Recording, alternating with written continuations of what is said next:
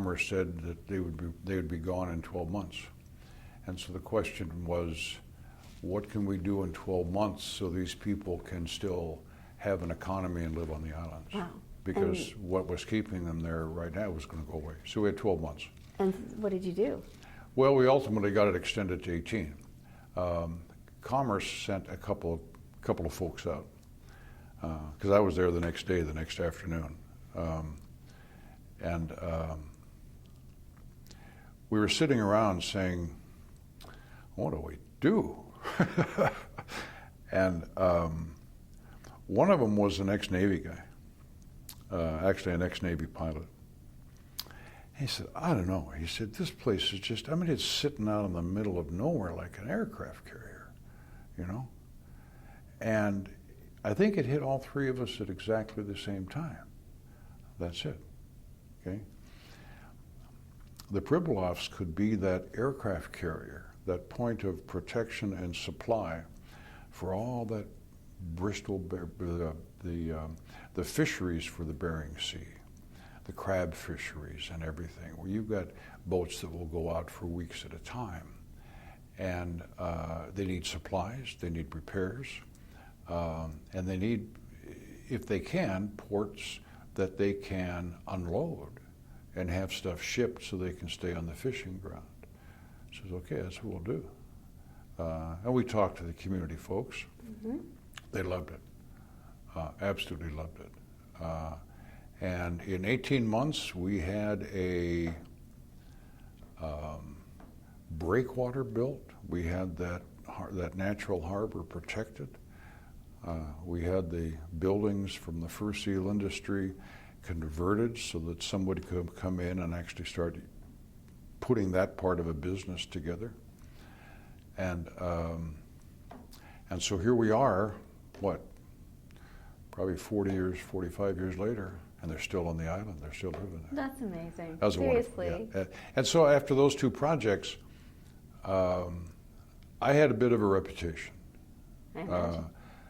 Mainly because, you know, twice now I was in the picture of success, and people associated me with that, even though there were a whole lot of people involved making those things a success. Yeah. So the phone rang, and so instead of coming back and finishing my PhD up, etc., the phone kept ringing, and so it was about 35, 40 years of just project to project. All in Alaska? It was up in Alaska. All in Alaska. Some big, some little. But see, the challenge was you were always dealing with a multicultural context. And in all cases, I was pulled in. The project, the program, whatever it was having some problems. And it was always people problems. And so it was getting everybody to a point where they understood what each other were saying. I mean, actually understood.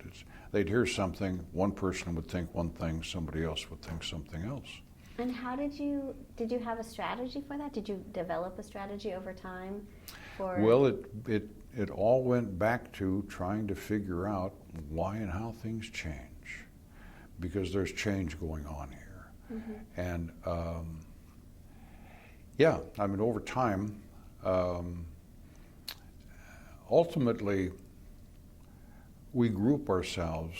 We're members of all sorts of different groups. It might be a church group, it might be our national culture, it doesn't matter. We have all these different ones. And what makes these group a group is that what we share is this element of what we call the we. There's something that binds us together, and so it's we. And the people who aren't part of the we aren't part of the group. They're the they. And so the trick was trying to build a strategy around elements of the project where everybody became part of the same we. And once you could put that together, I like that. You could then start connecting other stuff, because you can be a part of a group, like I said, be a church group. You have all sorts of different backgrounds. You all, you know. The quilters are exactly But that. you find a way of working together because there's one thing you share. Yeah. And so that was always the strategy, was how can I create one part of this whole project that everybody becomes and shares as the same we. I like that. And then you start working from there. And sometimes there's just, you know, there are elements you had to work through because it was part of the project was going to have certain impacts, and certain people felt very adamant about not wanting that impact.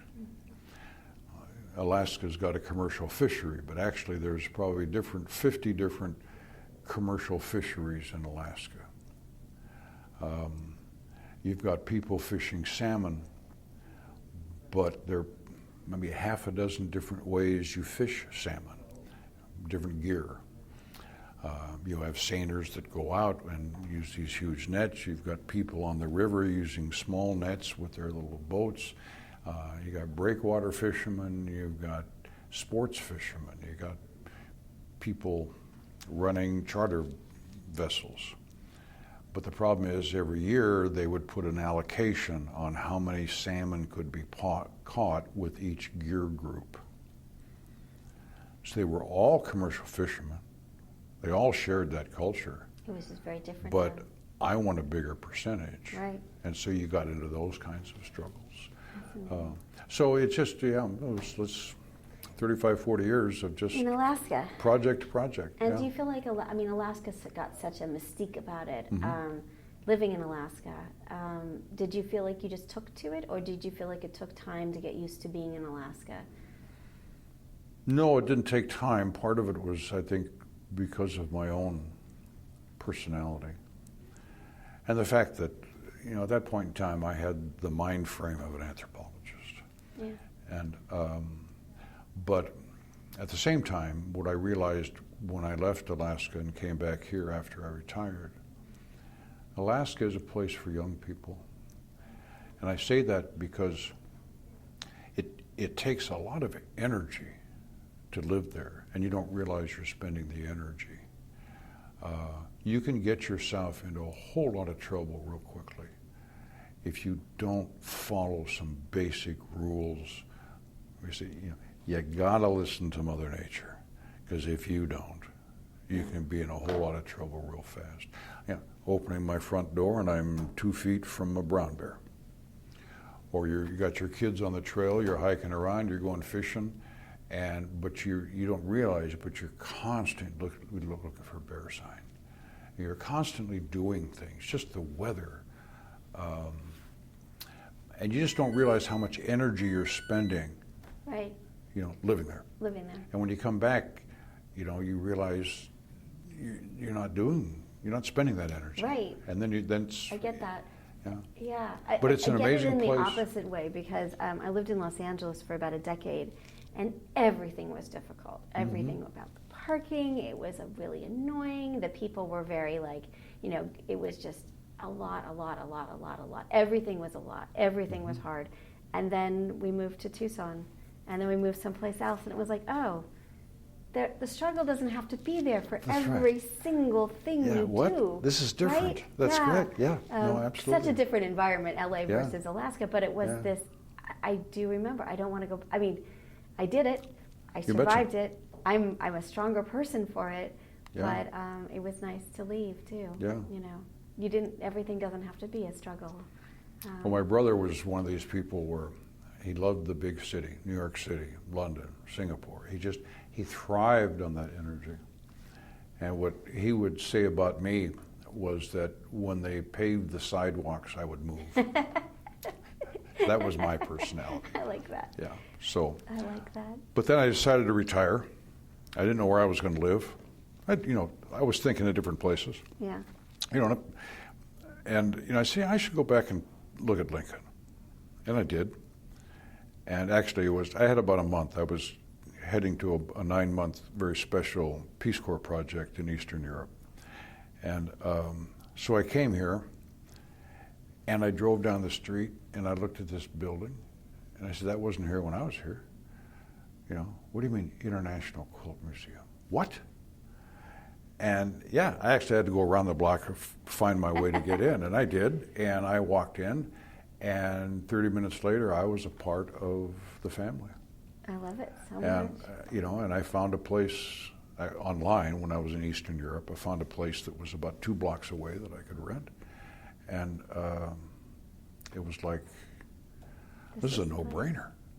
Now, had you been quilting throughout your life, or did Oh, you yeah. come back to it? You've always been quilting. Yeah. I mean, some quilts might have taken 5 years, Yeah. but there was one time that,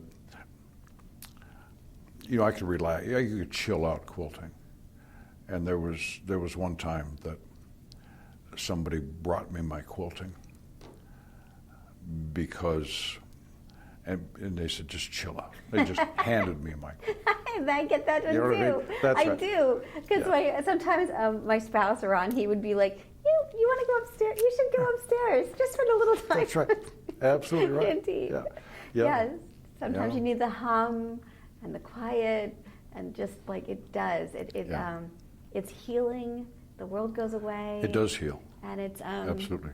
it's pretty magical. I Yeah. don't know what it's just. Maybe it's true of every craft, but for this one, there's just so many different parts. And as you said, your brain. My mom used to say that like when she did cross stitch and knitting, that it turned off that part of her brain that was worrying. That's right. And the stress. Like somehow it took up that space. And I feel like that does when I'm, or the anger of the day or whatever it is kind of goes away. Absolutely.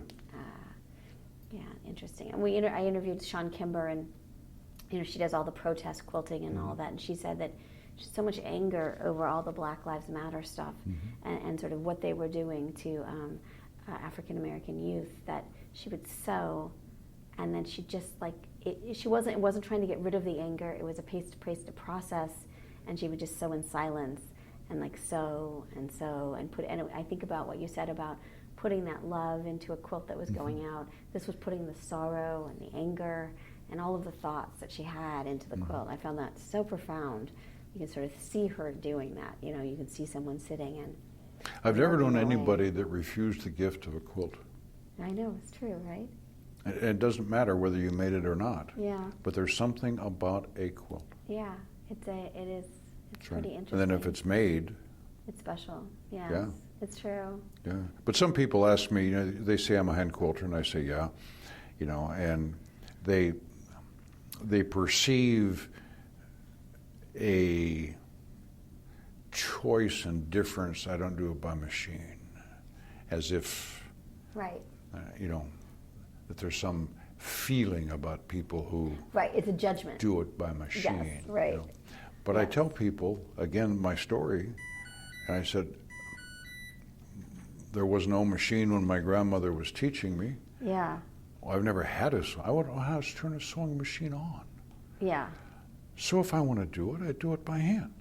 What's the big deal? right. Yeah. It's just a There's no choice. judgment whatsoever. Right. I've seen absolutely fabulous machine Yeah, pieced projects and quilted projects. But I will tell you, and I share it with my friends who machine quilt.